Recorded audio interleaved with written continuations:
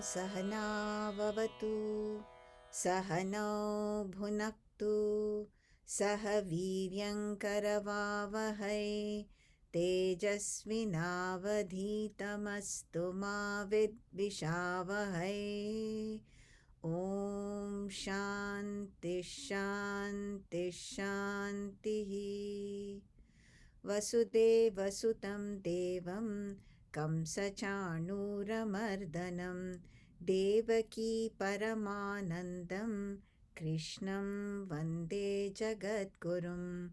समस्तजनकल्याणे निरतं करुणामयं नमामि चिन्मयं देवं सद्गुरुं ब्रह्मविद्वरम्। Hari Om. So who's going to summarize for today? Sujana. Okay.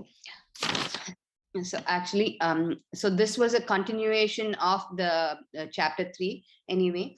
And Krishna is still trying to convince Arjuna about the need for action, action being the most important thing for him to pursue, and why it is necessary and unavoidable for him to indulge in action.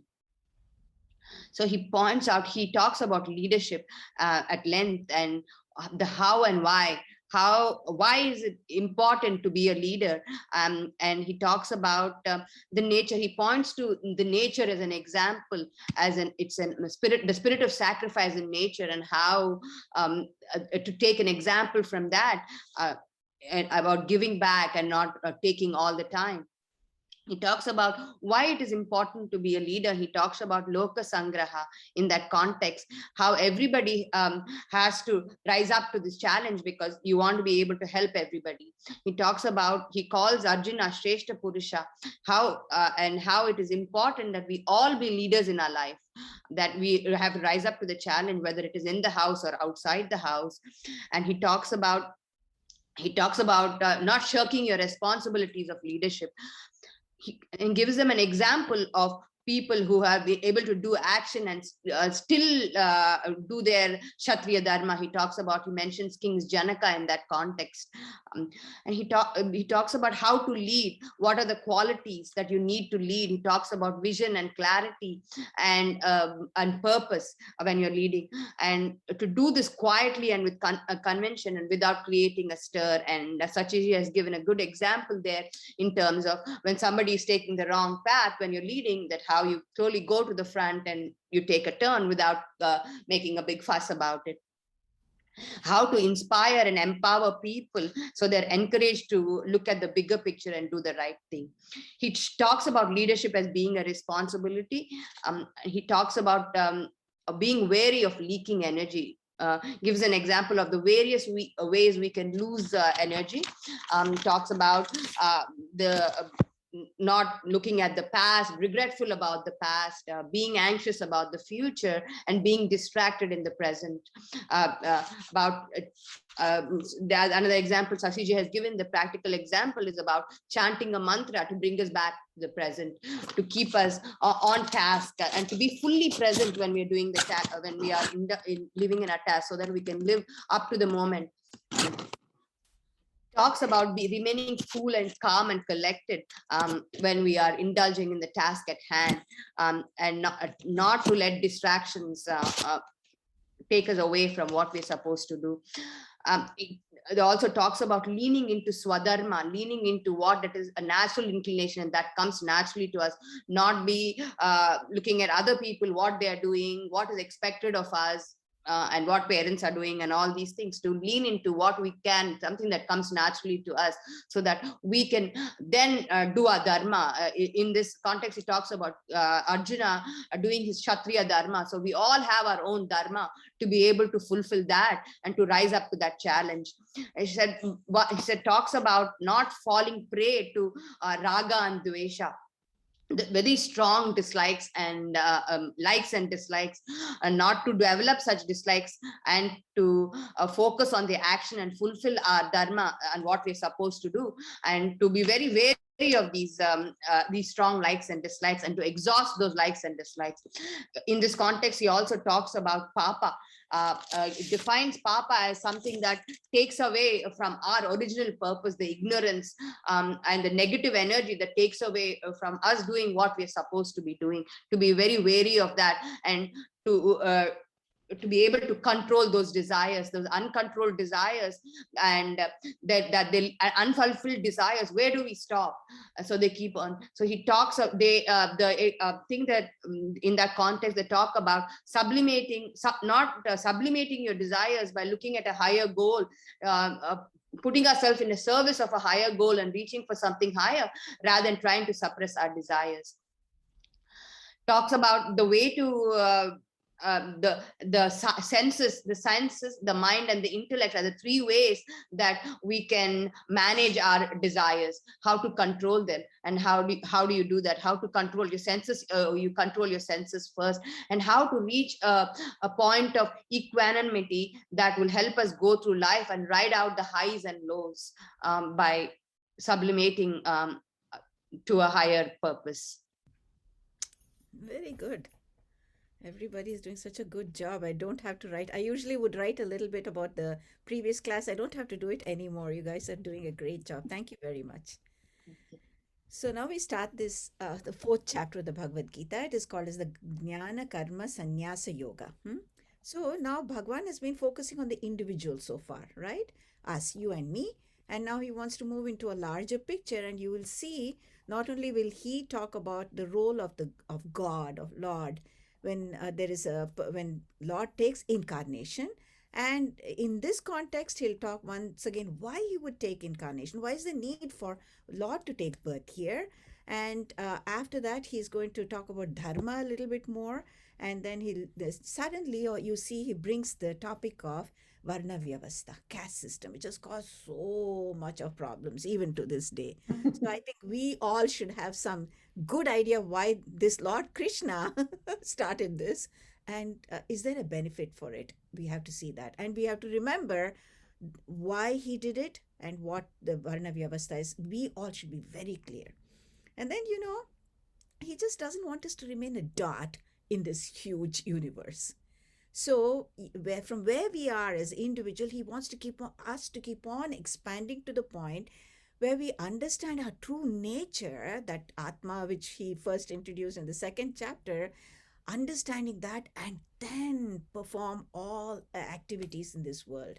So that wisdom he wants us to move to. So in that context, we look at karma cycle and see working out of fulfillment versus working for fulfillment. He's sort of leading us now through this chapter to our ultimate, nature, because he doesn't want us to stay as a little dot. He wants us to be the one without any boundaries. Okay. So what happens in the fourth chapter? Bhagavan suddenly says, Arjuna, all this teaching that I've been giving you, right, about this karma yoga, look at nature, learn, be a leader, all these things that I've been talking to you so far, he says, this is not something new that I've been talking. I've been prescribing this from time immemorial. In fact, in the ancient times, I've given it to the sun god, who then passed it on to Manu, and Manu passed it on to Ikshvaku, and so on and so forth. And he said somewhere along the line, people lost interest in it, and this knowledge went to the background. But here I am again, because you're my dear friend Arjuna. I'm giving you this knowledge again. And Arjuna's like, what? What are you talking?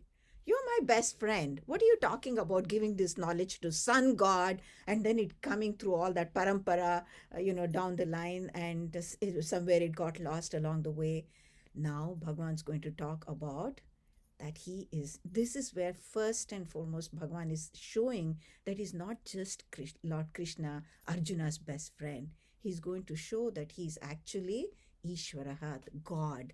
And so comes a beautiful verse here, and if somebody can follow after me, I just had about 6, I think, slides of shloka. So, anyone wants to. Ritu, would you like to go? Ritu Kapur?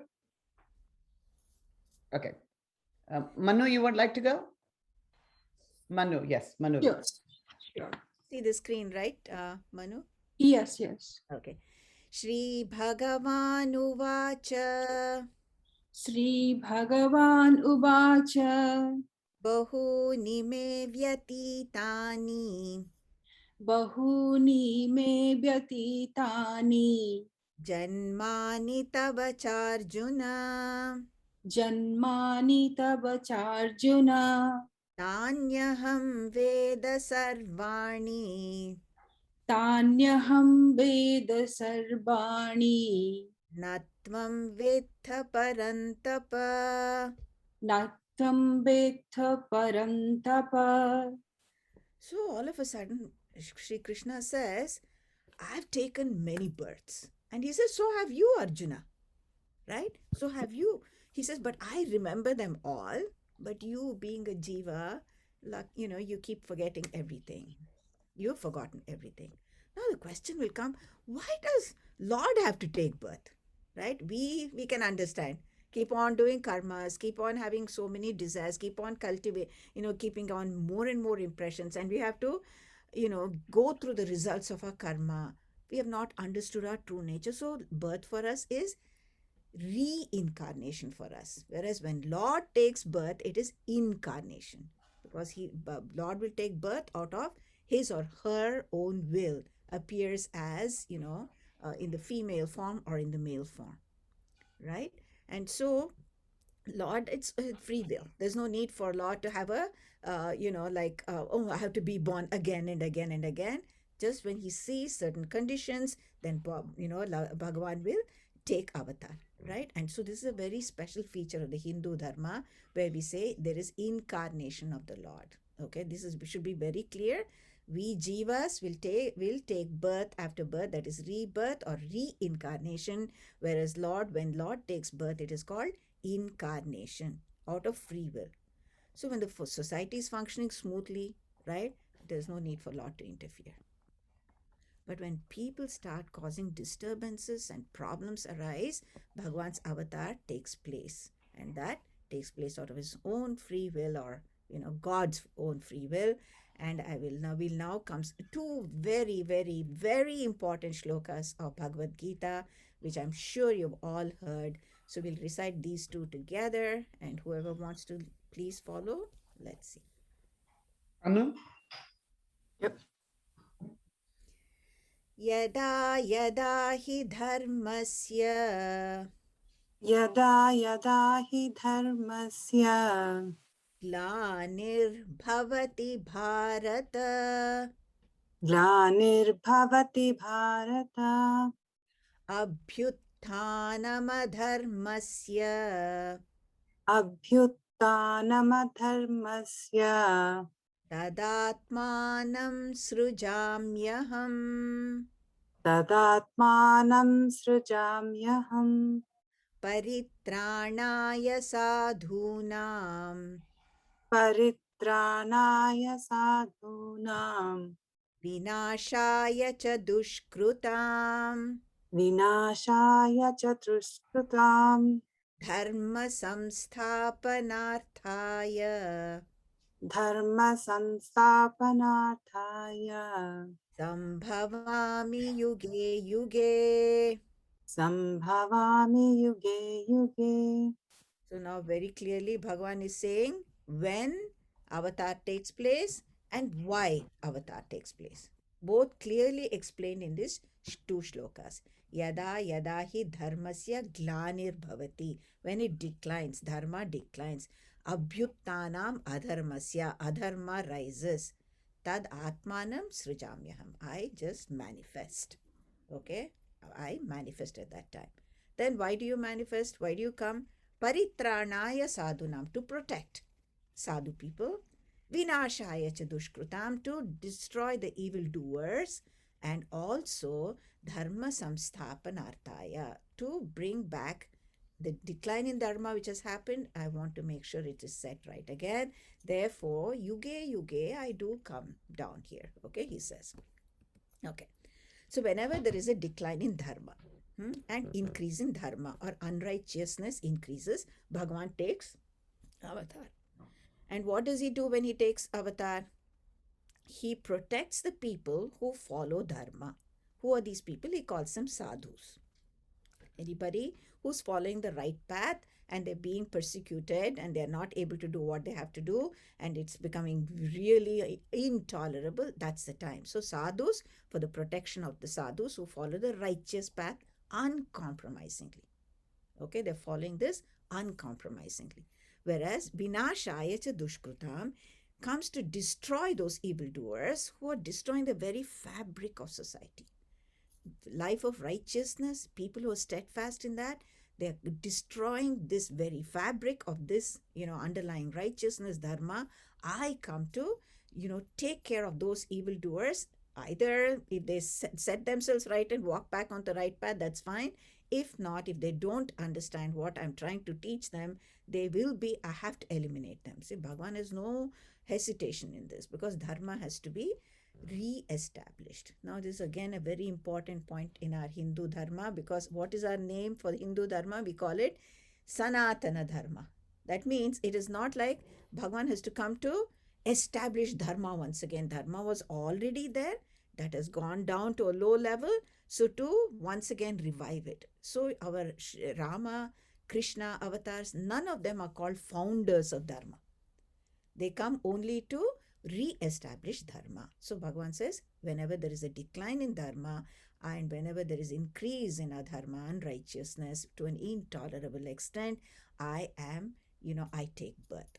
Now, a very important question again. Time and again, we visit dharma in several ways. Okay, we did, I think we did a little bit of it in second chapter, but here again, what is dharma? We had to clearly understand at an individual level. We'll see and how it can cause problems in the society and in a bigger area as well. We'll see that as well. So, what is dharma?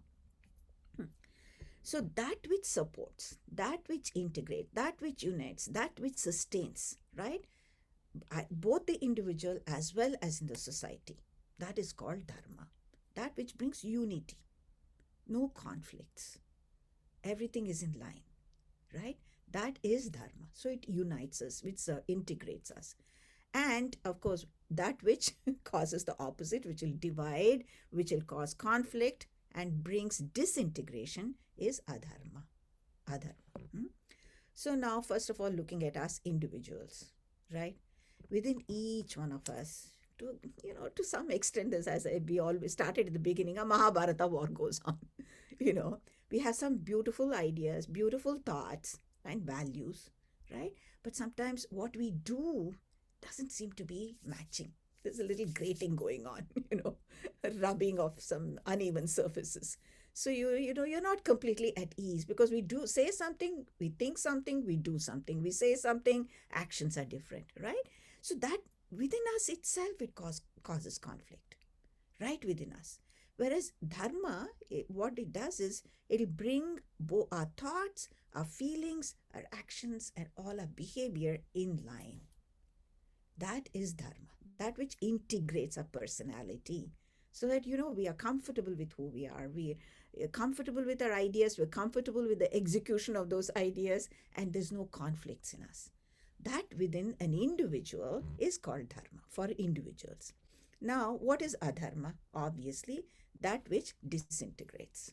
And then as we move into a larger picture, when we start focusing on differences, when our focus is that person is different from me, right? Not that when you're just looking at that person and feeling they're different, that's okay when you're dealing. But, when it becomes a little bit more pronounced in our thinking, what happens? We feel that separateness more and more, then the thought of all kinds of, judgment, criticism. It starts with simple things like, that's not simple, but it starts with something like that and goes towards dislike and hatred and violence and, ramifications are so many after that. So many after that. So when we have a commonality, when we feel that oneness, it's so easy to practice, things like honesty or ahimsa, any of those things have become easy. But when we start seeing those differences, it pulls us apart. So if I want to say, okay, what is dharma in a general term, you please tell me, please, so that I can think of it in a way, you see, what do we respect in another person? What do we revere in another person? And what do we expect from that person towards me? Put it all together. Put it all together. Right? So when we see with other people, we want other people to love me. I want them to believe me. I want them to trust me. I want them to accept me. I'm sure that other person is also feeling the same way. You also love me. You also believe me. You also trust me. You also accept me. Be like honesty. And when we see in somebody, we see this great qualities of, generosity and, kindness and sacrifice. We admire those.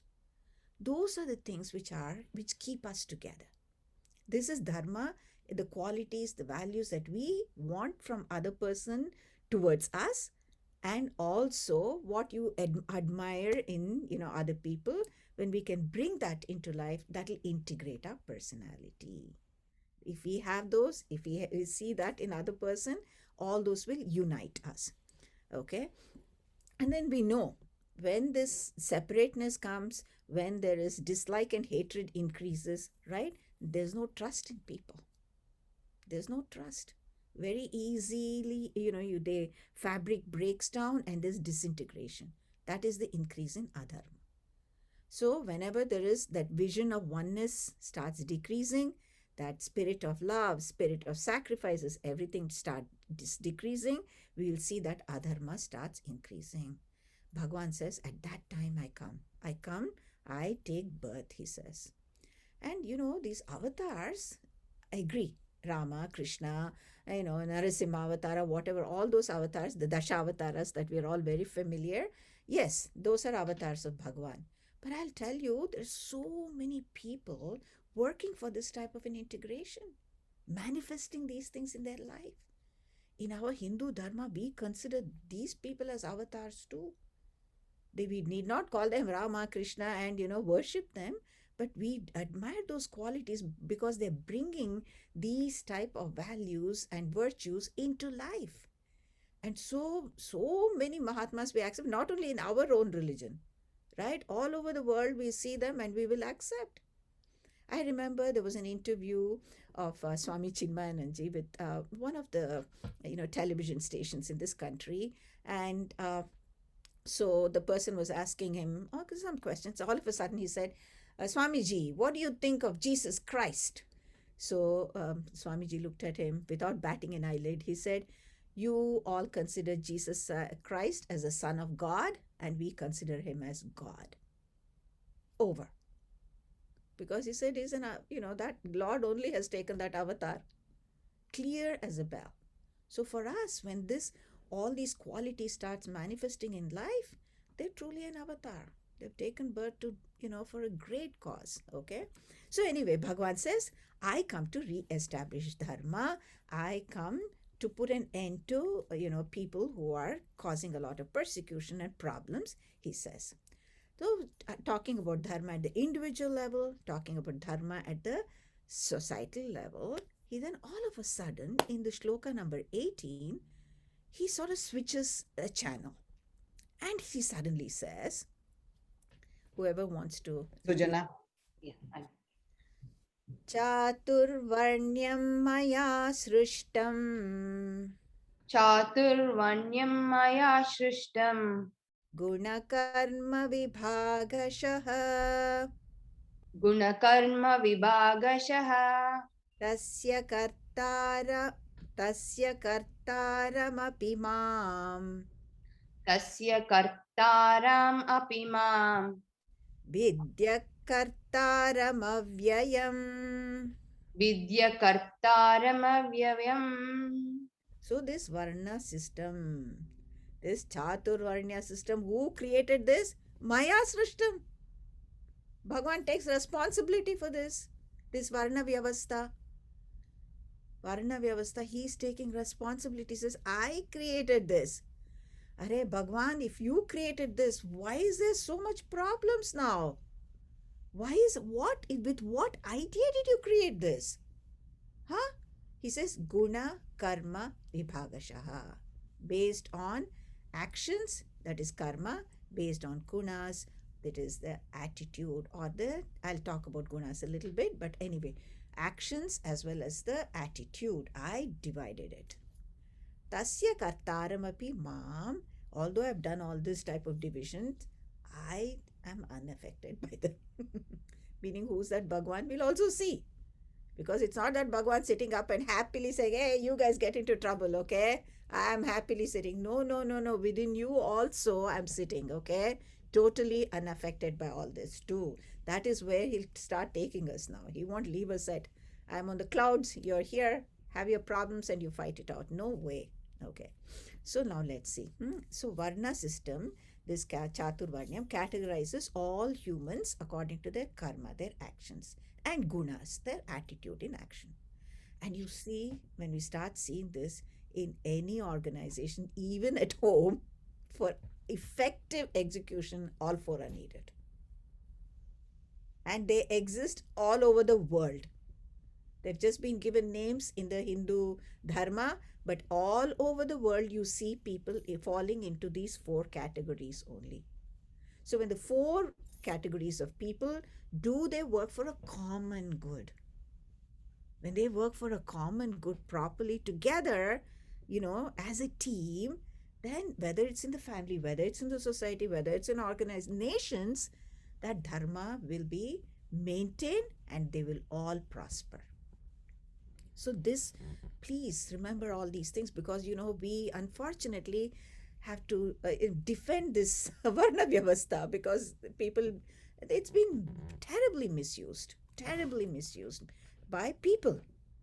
Anyway, you see, Bhagwan causes no problems. It's the people who misuse, abuse, and cause problems. So for us to have a clear understanding why it was done, and to see its presence even now, and wanting that let's all work together, is an important thing. Let's remember that.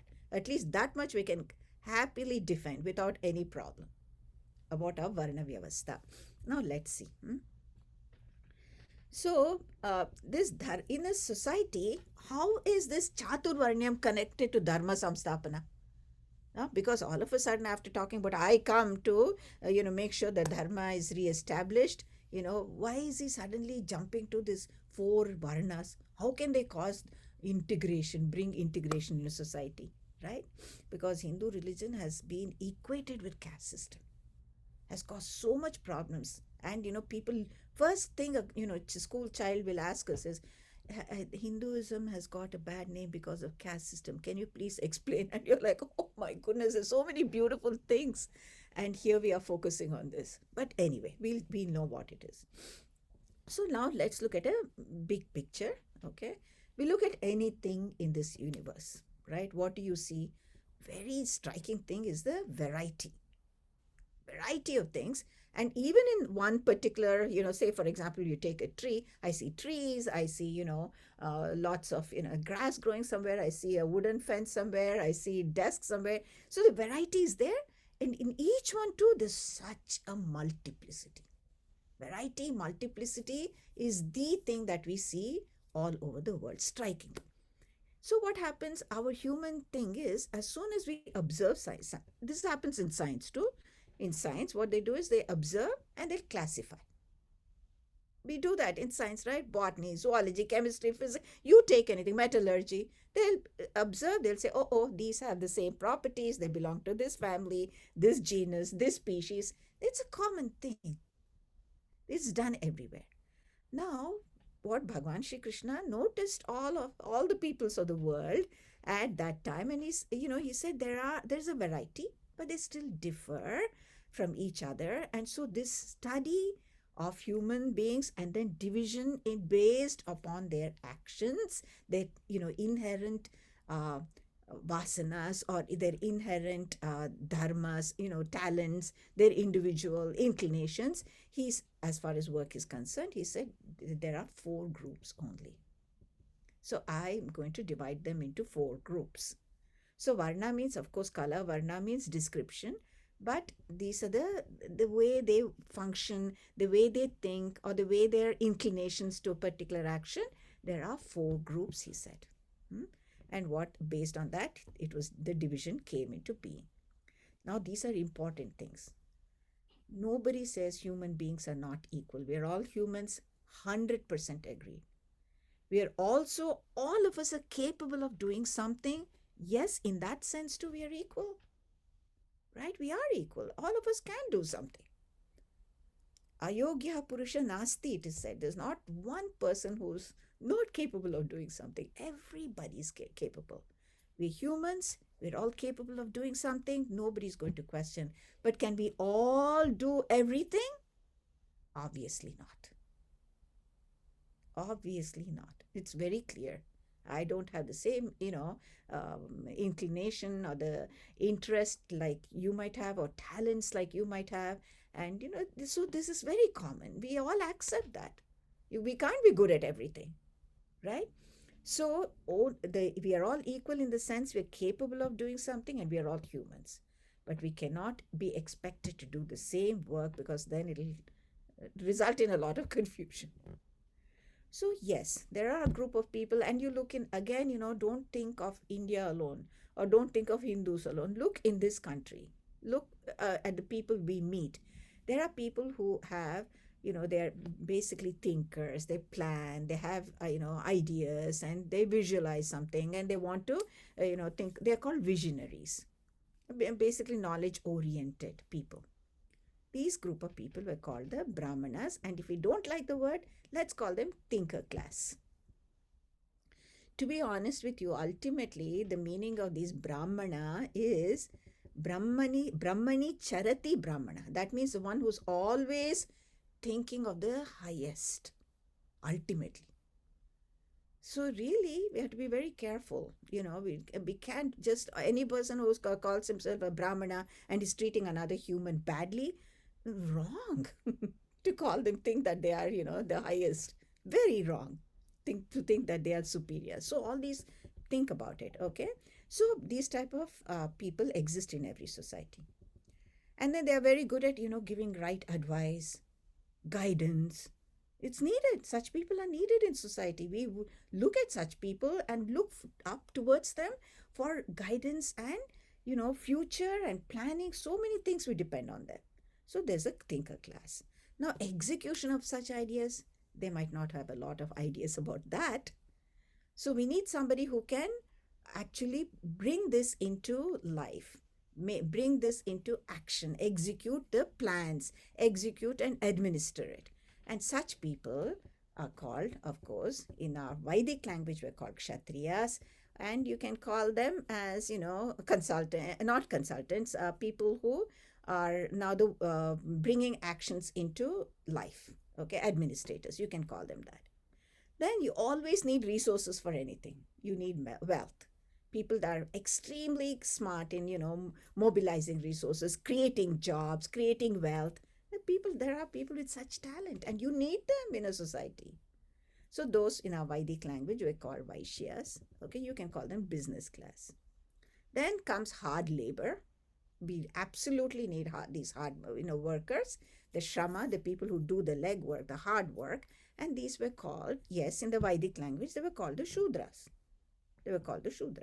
Now you see, whether it's the thinkers, whether it's the administrators, whether it's the people, the business people who create wealth, and the people who do all the hard work, for any company, for any society, for even in a family, and even in nations, such people exist. They all need to work together to make everything happen. Now, how can there be any superiority or inferiority in this? Aren't they all needed? If one of them breaks down and refuses, you see what will happen. I might have ideas, or you might have ideas, or I might be the greatest administrator, and I might have the money, right? Or I might be capable of hard work. One of them falls apart, then everything falls apart. So planning, execution, resources, and labor is needed for everything. So what then is this dharma samstapana? In fact, it's so beautiful. You just think about it. I always think about planning a child's party as a birthday party. Yeah, you mummies only, we all become, the ones who sort of gets the idea what all to do. Then, many of us are working, so we have the, the money in our hand. We have to know how to use it. We are the ones who will say, okay, we'll do this, we'll do this, we'll do that, we'll do that. So there we are executing everything. And then like work also we have to do. So we're exhibiting all those qualities right here within us. So, what Dharma Samstapana connection to Chaturvarnyam is, any society's smooth functioning, integration depends on all of us doing our job according to our capacity, our capabilities. So, as far as karma is concerned, there's no superiority or inferiority. Every karma is important, every karma is necessary. A machine has so many parts, each part is needed for the machine to work smoothly. For a society to function smoothly, everybody's role is important. But what happens? Now the difference comes. Now the difference comes based on the gunas. Based on the gunas, the texture of our mind, the texture, the moods of the mind. So I might be very sattvic, in the sense very selfless, or wanting to think of larger vision all the time, wanting to help people. That might be my intention when I do anything. Or I might be like, yes, I am selfless, but I also have some selfish interest also is there, right? You can't call this good or bad, but it's also there in me. Or more I'm concerned with myself, and I do what I can. At some point I will help. Comes the third level of category. And then lastly, hey, look, what is it in there for me? Okay, that's all I'm caring. That's it. I have no think of helping others.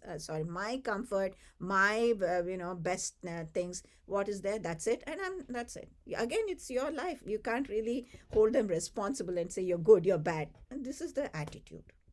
You see how the attitude now brings the flavor or makes any action better or worse. You see, right? I could be a great Brahmana. In the sense, as far as this is concerned, I might be the greatest intellectual, thinking of great ideas. But all the time I'm looking for awards, I'm looking for recognition. What is it? Have they looked at me and praised me? What's going on? Otherwise, I'm not interested in this. Yes, that shows my pettiness. My behavior shows my attitude is very low.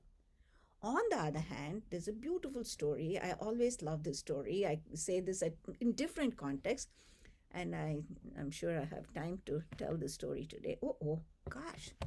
Time flies too fast when I'm with you guys. What can I say? It's okay. So there was this sadhu. He used to, meditated a lot under a tree, and then gained some. He was meditating a lot, and for many months and years and years. And one day when he was sitting, a bird dropped something on his head. So he just got up, and he was so angry with this bird. I just looked at the bird, and the bird just fell down dead. Suddenly he realized he's got such great powers now. He's like, wow, my tapas is really, giving me fruits. So anyway, he went now for his bhiksha. He goes to a few houses, and then they go only to a certain number of houses. Now he's come to the last house. And Bhavati Bhikshandehi, he says. And he hears a voice in the background. Yes, please wait, sir. Please wait, sir. I will be coming. Mahatma, I'll be outside in a few minutes. And then it takes a little longer and a little longer and a little longer. Now this sadhu is like, oh, he can't go anywhere. This is the last house. He has to get some food. So he's getting so angry. And when the lady of the house comes, his eyes are all red and he glares at her. And so that lady says, Sadhu Maharaj, I had to take care of my husband. He's not well. So I did that and I'm coming. Don't think I'm that bird that you can burn down. And he says, what? How did she know that? So she says, oh, are you curious about how I knew this? She says, go to the next village and there is this man who's actually a butcher. You go to his store, you'll understand. Now, butcher's job, nobody will call that a Brahmana job, right? According to all of us. So anyway, she goes there. This butcher is focused on his work. He's chopping the meat. He's handing over to all the people. Very calmly, he finishes his work. He cleans up the place. And then he looks at the Sadhu Mahatma. He says, okay, sir, please follow me. I know why you've come, but you follow me. So he goes to his house. He takes care of his parents. He, gives them food, makes them comfortable. And then he says, so the lady sent you, sir, from the next village. And this sadhu is totally astounded. So now here comes doing your swadharma wherever you are in life with the best attitude. That makes an attitude of superior or inferior. So here you see karma does not make any action superior or inferior. The attitude with which we do our karma makes it superior or inferior. Now, can you call Bhagavan Krishna wrong in this? Think about it. Is the Varna Vyavastha in this sense wrong? We'll say no. If everybody does their work, let people be of different capabilities, but if they all work together, but have a oneness in attitude, everybody is working for some common good, you see, then there will be dharma samstapana. So if a thinker thinks and plans, administrator executes, person creates wealth, labor class works hard, but all their attitude is selfless for the common good. Let things work together. Let us work as a team for the best of everything. Then dharma samstapana will happen. They're all doing worship of God. And not only that, the beauty of all this is, you see, if I'm a Shudra in my attitude, or my attitude is very inferior, let's see, I'm only doing for selfish things. But it doesn't mean I remain there. I can learn, I can change. And so I can become, selfless in my attitude as life goes on, moves on. So there's an opportunity for me to change in that way as well, in my attitude. And not only that, I might be at the bottom rung of the ladder, doing all the hard work. But I keep watching in a company how people have moved. I learn all the tricks of the trade. I not only become the one who gets a job where I start creating wealth, I might even become the CEO, and then ultimately I'm the owner of this company and the visionary as well. So both in karma and attitude, we are not stuck. So this Varna Vyavastha is not meant for, in the bad, you're always there. They're terrible, terrible what people have done, right? So this association between dharma and caste system is called the Varna Vyavastha. So Vyavastha means a system. But a system like democracy is a system of ruling, none of foolproof. Please understand. None are foolproof. Even democracy, we know what happens in democracy. Freedom of speech, freedom of my rights, don't vaccinate. I'm not putting, sorry, step back, it's their vision. Okay. All these things are happening even in a country, democracy too. So everything, you don't know where the boundaries lie, right? And the other thing you have to remember in our thing, as soon as you're born in a Brahmin family, we say the child is a Brahmana. But the child doesn't know anything about being a Brahmana. In fact, it says Janmana Jayate Shudraha, it is said. Everyone is born unrefined, uncultured, it is said. And you move on in life. So a child born in a Christian family, child born in a Jewish family, the child knows nothing. But that's the way it was. And of course, in the olden days, the marriages were between them. They just saw the parents' vocation. So it was like a one-way track. Now it's not like that. And that doesn't mean a thing. We just do our duty where we are and work for the best of the society with the right attitude. So all over the world, this Varna Vyavastha exists. Call it what you want. It does. These differences exist everywhere. There's no superiority or inferiority in action, but differences in the textures of the mind. That's the gunas. So we are all made humans. We are all equal in that sense, but we are not equal also in the sense that our capabilities are different. But there's no doubt people are power hungry.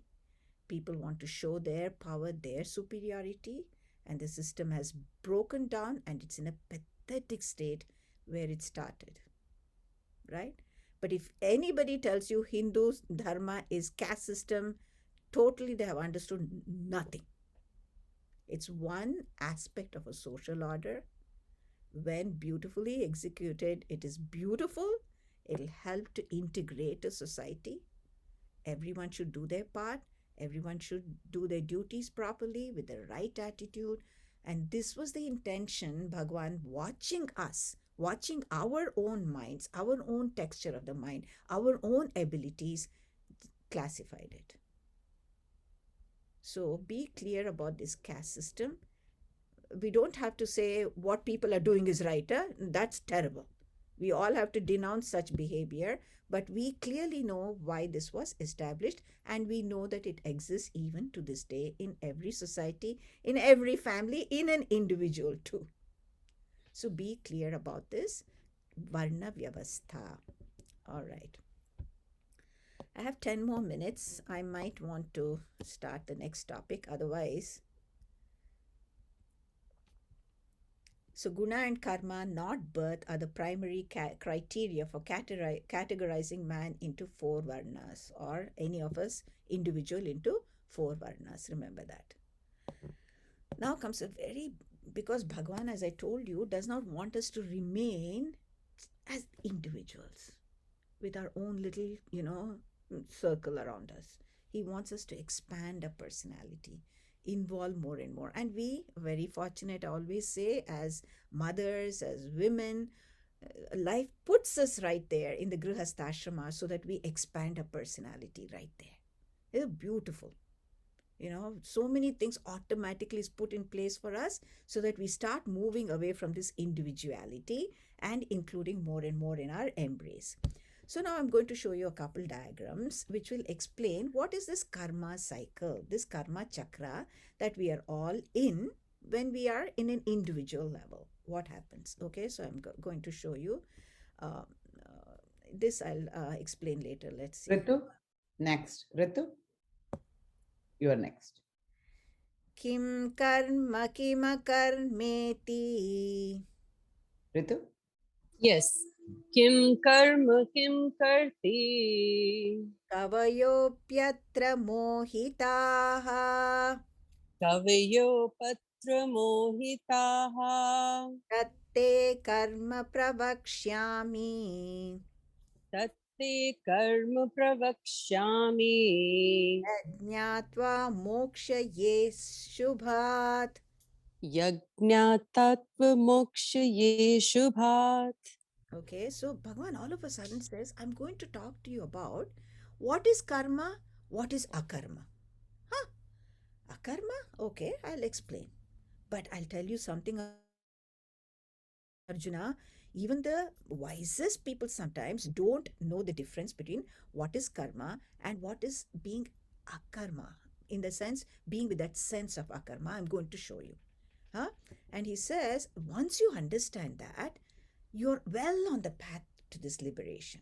That best thing that, that you can work at any point with a very contented, happy feeling, fulfilled feeling. You bring out your work after that with that feeling. So I'm going to tell you that right now, he says. So now let's look at karma in several levels. First of all, as soon as you say karma, we know it's an action. It can be me drinking a glass of water. It can be us sitting down. It can be us listening. Anything, any action is karma. Belching, burping, everything is karma. Yawning is karma. Sleeping is everything is karma. Akarma is not doing anything. In simple terms. And of course, vikarma, prohibited actions. So we'll keep that aside. But according to Dharma Shastra, if you ask in our, Shastras, what does it say? Karma is only obligatory duties. Your niyata karma, kartavya karma, which we have talked about so much, which Lord Krishna wants us to do that alone. And akarma is not, not doing any karmas too, but also when we don't do our obligatory duties. That's not good. According to Dharma Shastra, not doing our obligatory duties is not looked at as right. Okay, and of course vikarma is prohibited action. So we see in terms of just general, we see in terms of our shastras what it means. Now you see, this is a very complicated looking thing, but once you get this, you'll know what most of us are caught in all the time. So, and Bhagavan Krishna wants us to where's my arrow? Okay. Do you see the center? That's who we are.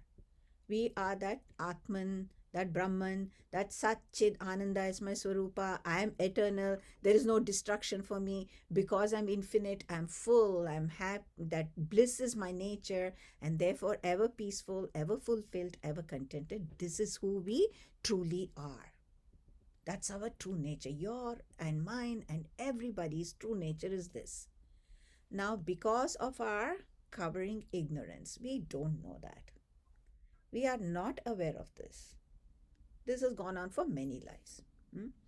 So, what happens? While I'm here in this life, I want to be happy, please. I don't want sorrow. I want happiness. Every creature, including a worm, is looking for happiness. An ant is looking for a piece of sugar to be happy.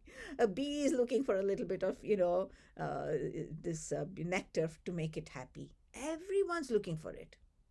So, any creature, to us humans, we're looking for happiness. So, the top one says, I want happiness. Now, where do we look for? And you can analyze it in any classification groups you can put, only three things. Either in some object, or a particular situation, my home, my vacation, my mother's house, whatever situation that'll make me happy. Or being with some person. This person I love makes me so happy. So we look for happiness in only three places, said over and over again in Vedanta: Vastu, Vyakti, Paristiti. Object, situation, people. Vastu, Paristiti, Vyakti. Vastu is object. So Paristiti is situation, people is Vyakti. These are the only three places where we are looking for happiness. So to get happiness, what do? We do some action. Some action we do. So we do some karma. Now, do we always get happiness through all these pursuits? Sometimes I get what I want, sometimes I don't. And sometimes I get some unpleasant things as well.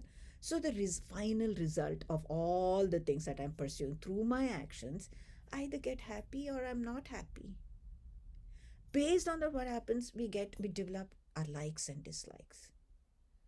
Oh gosh, that was very good. I just want it again and again. So more and more liking. That was the worst. I'll never again go to Aruba. The air flight was bad. The rooms were bad. The people were nasty. I don't want to go there. That situation which I looked forward to. So likes and dislikes we develop. This happens through all our activities. Some more so than others. And then I want to do what I like, so I do more actions. I want to move away from what I don't like, so I do some more actions. Slowly, they start leaving impressions. That slowly settles like a, slight layer deep in our personality, in our subconscious mind. So that the next time I'll pursue the same thing. The next life, you pursue the same thing. All these deep impressions are called vasanas, a very subtle fragrance which now makes a personality, that vasanas. This is where all of us are as individuals. Okay. So I'll go over the next slide as well, because we have done karma yoga, so you understand. So this is karma cycle. This is where we are caught, and this is why we keep taking birth after birth after birth, because I have forgotten my nature is that center place of fulfillment, peace, and happiness, eternal. We've forgotten. Okay, so here we are, outside. Now, Lord Krishna said, why don't you do karma yoga? Because I'll tell you how you can start coming closer to your true nature. Okay, let's do that. I'm still not completely, I don't know my true nature. I might have heard of it now, okay? But I'm still ignorant of my true nature. So, okay, now Bhagavan Krishna has told us to do actions with the spirit of karma yoga. Do my duty where I am with this as a totally being dedicated in the present moment, all the things that we've heard, so that present is the best present which is already in me, that God, whom I'm worshipping through my actions. And then I do it with the right attitude. My duty with the right attitude. Then what happens? You have to do your duty. We're not so hankering after results and everything. So our likes and dislikes, that raga, dvesha, slowly starts coming down. When we don't have those strong disturbances of likes and dislikes, your mind becomes quieter and quieter. And then quieter and quieter means you're not developing those impressions to those vasanas are not so strong anymore. They're not accumulating.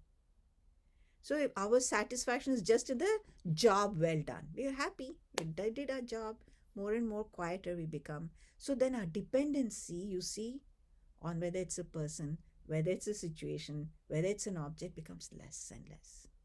So he's now making us more quiet, more, in Vedantic terms, purified, less and less disturbed, more and more content, pushing us slowly towards our inner nature. So we leave it at this. Let's think about this, because we see we studied so much in the Gita, and we should have now an idea that this is where we are heading to. This is where Lord Krishna is going to bring us all Devis to our place of fulfillment and peace, so that then when we work in this world, we can give up.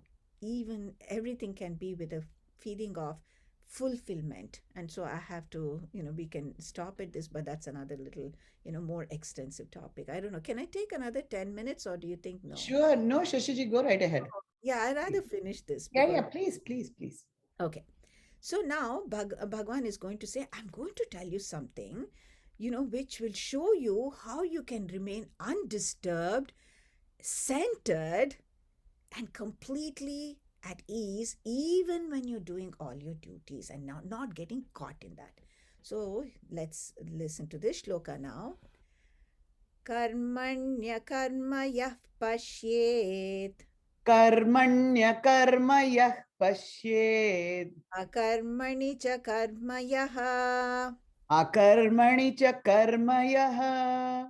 Sabuddhiman manushyeshu. Sabuddhiman manusyeshu.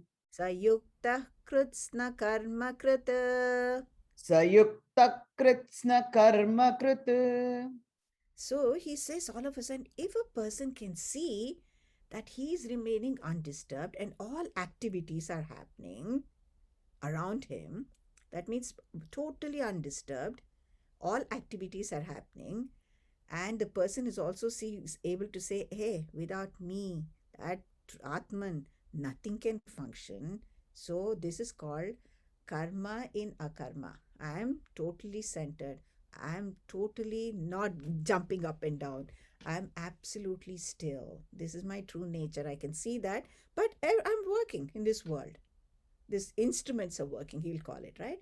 That, and also action in action. This is me, and actions happening, and these actions cannot happen without me. One who understands that is really a wise person. Oh, Krishna, what are you trying to tell me? Sounds very difficult. I'll tell you something. Let us see. Why do we get fatigued doing our duty? We sit at desks, we're in front of computers, or, most of our jobs are not like, working in the fields like our ancestors used to do, tilling the land and, all those hard work, physical work we don't do, but we're fatigued. And yet we've seen, stories of Swami Vivekananda, Mahatma Gandhi, Swamini Ammachi, or even our Puja Gurudev Swami Chinmayananda, who would work 18 hours a day, always looked relaxed and happy. How did they do it? So our fatigue is actually basically mental fatigue.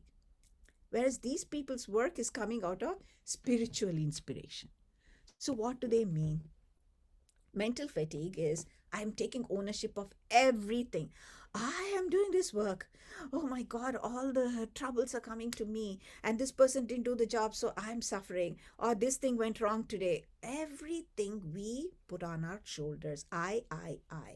Including, of course, ultimate results. So expectations, our anxieties, our worries, our frustrations, our relations, we own everything and we mentally drain. There's so much of dissipation of energy, right? This is mental fatigue.